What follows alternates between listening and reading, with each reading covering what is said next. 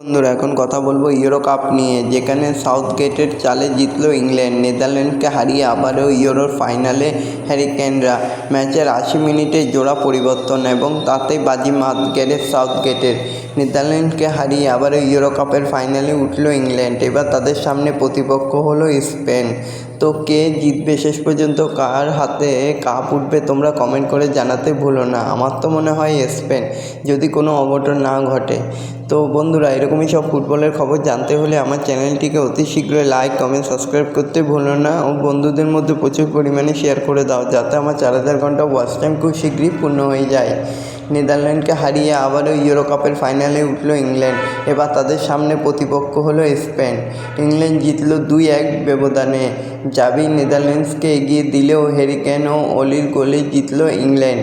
দ্বিতীয়ার্ধে যখন হেভি টান উত্তেজনা ফুটবল হচ্ছে, তখনই সাহসী চাল দিলেন সাউথগেট। গোলদাতা হ্যারিকেনকে তুলে নিয়ে নামালেন অলিকে, আর অলি শেষ গোলটা দিয়ে খেলাটা শেষ করে দিয়ে ফাইনালের টিকিট পাইয়ে দিল ইংল্যান্ডকে। এবার আগামী রবিবার স্পেনের বিরুদ্ধে খেলবে ইংল্যান্ড। যদি কোনো রকম অঘটন না ঘটে তাহলে হয়তো স্পেন জিতবে, আর যদি কোনো অঘটন ঘটে তাহলে ইংল্যান্ডও জিতে যাবে। অর্থাৎ যে ভালো খেলবে তার হাতেই উঠবে ইউরো কাপ। তোমরা তাও কমেন্ট করে জানিও তোমরা কার হাতে উঠতে পারে ইউরো কাপ। আমার তো মনে হয় স্পেন, তোমরা কমেন্ট করে জানিও।